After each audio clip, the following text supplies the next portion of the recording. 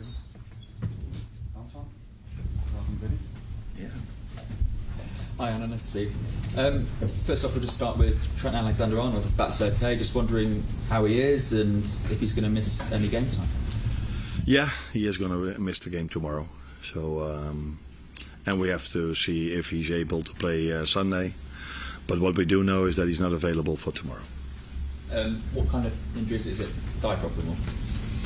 Yeah, I think you saw that he left the pitch with a bit of a pain in his leg. So that's why he misses the game tomorrow. But he's already on the pitch, not with the team, but with the rehab coach. So let's see how long it's going to take. But he will not be available tomorrow. Obviously, it's the first time we've spoken to you since the end of the transfer window. So I'm just wondering, it's another quiet one at Liverpool. So just wondering your thoughts on the window as a whole, and because I don't know many coaches that quite often say I don't want any players during a window. I don't know, but maybe there are not many managers that have such a good squad as I have. So I've said it many times. We have a very good squad, and if you look at the league table, I think the players have shown that the trust we have in them was correct, and we don't have, apart from Trent now, maybe for a few days, but we don't have many injuries, not long-term injuries, in moments that the windows is open. So we did have some injury problems with Alisson, with Jota, and with some others, but at the moment, I think apart from Trent, they're all available again today. So then there's not a reason to add something to the team unless you have a chance in the market. But yeah, that's something we saw last time with the goalkeeper we brought in, which is not here, but we did brought him in because we saw there's a chance in the market. But for now, we are happy with the team we have. I just want to ask you about VAR. We know there's been discussions about semi-automated offsides coming in before the end of the season, and referees announcing key decisions to the crowd for next season. Just want to know your thoughts on that. For me, that's not necessary because I see when the referee makes a decision, I go 2 steps backwards and I see the live coverage of everything. But that's probably not available for every fan in the stadium. So if the fans like it and it's something nice for the fans, then let's do this. I wonder if we're all going to like this, but yeah. For me, it's not necessary, but if the fans really like it, let's continue with this. And let's see if they do, because the last time it happened, I was there. It was in the Spurs stadium. Yeah, that was so obvious that it was not really necessary to announce that it was offside. I think the one where we were all more interested in, why didn't he give the second yellow card? And that is something he didn't have to explain.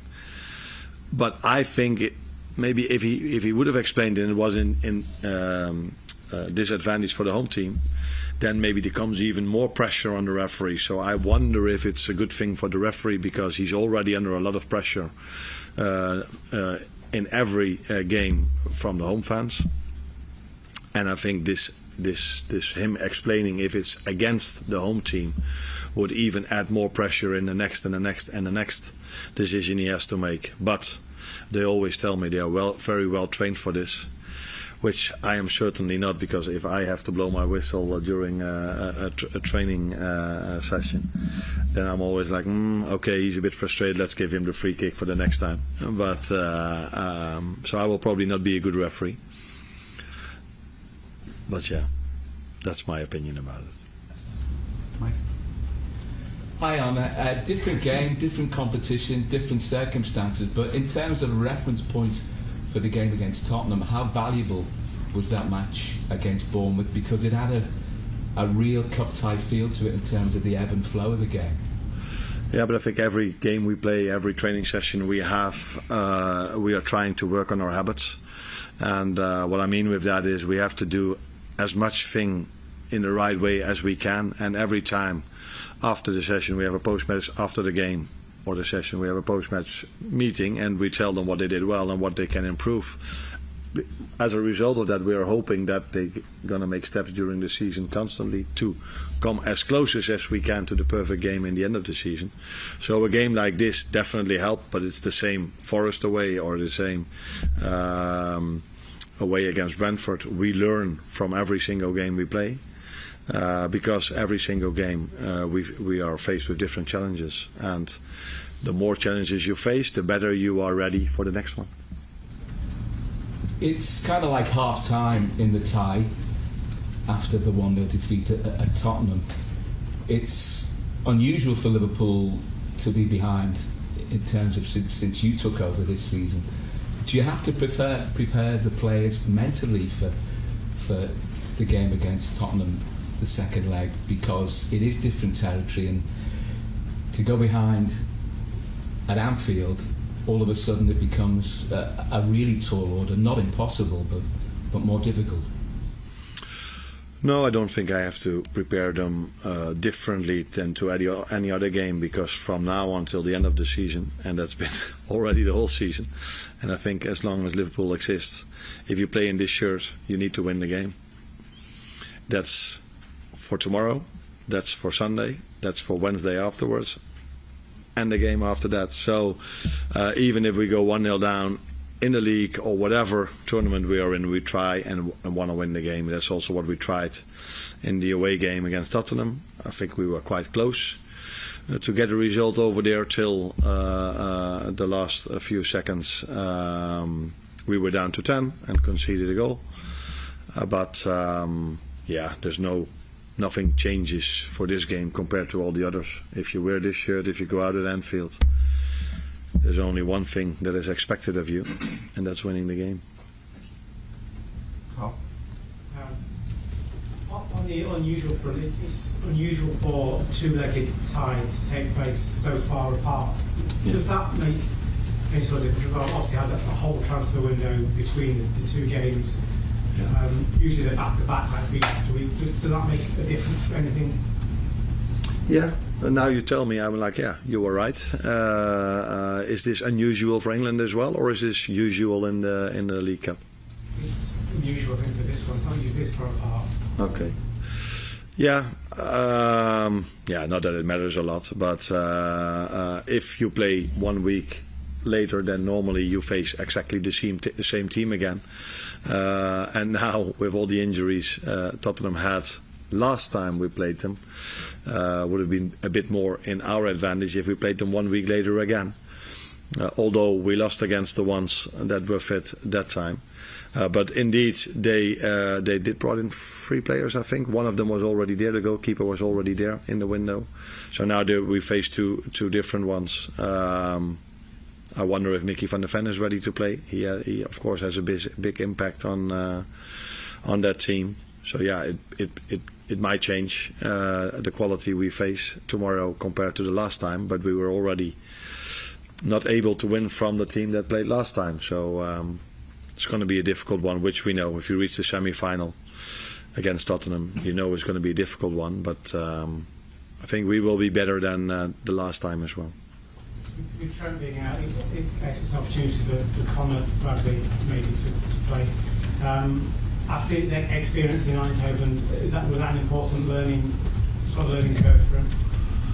He played the game against Tottenham also back then. I just said it as well. I think every single game, every single training session has something to learn. Or if it isn't, then it wasn't a good training session I gave them, because I think you're trying to give them something where they can learn from every single session, every single game.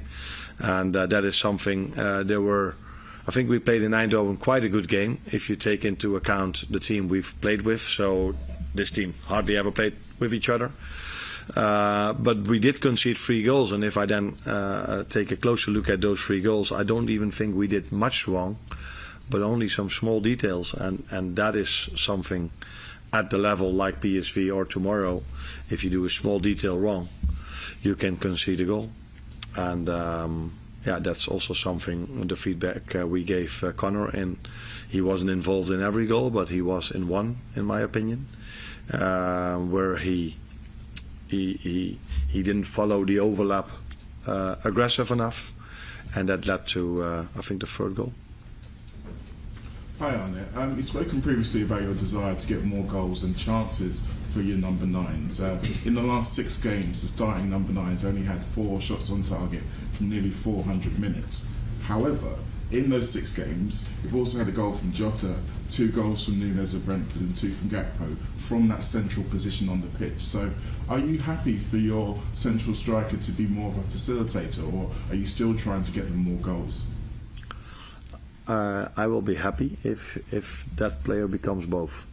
So facilitator, nice word. I didn't know that one yet. And scoring goals himself. That's again what we want to achieve in the end. But I also saw the penalty from Cody where Lucio as a 9 played a part without even touching the ball. So he dragged the centre back out, which led to the fact that Cody was in a 1v1. And he made a deep run and got tripped, which led to the penalty. So in the end, you want attackers, midfielders to score. We've spoken about our attacking midfielder as well. We need to get goals from many positions, including centre backs that can score from set pieces also. So that's what I just said. We are trying to work on the training ground and with the feedback we give them after the game to make the team better and better and better. And in the end, the number 9 should be a facilitator, like a winger, but a winger and a 9 should also score goals. And last one for Will. Just ask about the goalkeeper situation. He made his decision. Obviously, the Queen was playing this competition a lot. Plays Alisson in the first leg, so do you know what he's going to do there? I know, but the 2 goalkeepers don't know yet. So if I'm going to leave this room, I'm going to go to the media next door, and then afterwards I'm going to inform the goalkeepers which decision I've made. Just on your squad, you said it's only Trent out. That means you do have to leave players out of your squad on the match day. As a manager, I guess that is the luxury you want, but how do you go about that news? Because obviously Chiesa and Gomez missed out at Bournemouth. Yeah. How do you deliver that and keep them upbeat to keep it going? Yeah, that is one of the only things I don't understand here in England. So everywhere around the world and in Europe as well, when we play Champions League, we can take 23 players to the game. And we are here in a country where we play the most games, especially like the likes like Aston Villa, us, Arsenal, Chelsea, all the ones that are playing in Europe. And we have the League Cup over here and the FA Cup. So we play so many games. So if you are able to play all these games, you need a big squad. That seems to be fair to me. And then one of the things is so important for a manager. So to pick the first 11 is difficult, but to tell someone that he's not even in the squad makes it even harder. So I don't understand why we don't go to 23 in this country, because this country plays the most games everywhere around the world, and we only have 20 players that we can take to the game. So it's not for that game, because 9 substitutes are more than enough, but to keep the dressing room going, because you need more than 20 players in this country because we play so many games. Do you then understand what I mean? Yeah. So it's not for this one game, it's more as a team like us or Arsenal, all the ones that play Europe, you need more than 20 players. So why can't we bring 23 players to the game instead of 20? But since it is the rule over here, that is probably going to be the most difficult decision I have to make for tomorrow, not the first 11. But to leave someone out that works so hard on a daily basis, that wants to be involved in the game as well, and not even taking him to the game, that's the hardest decision for me to make. Yeah. Play goals.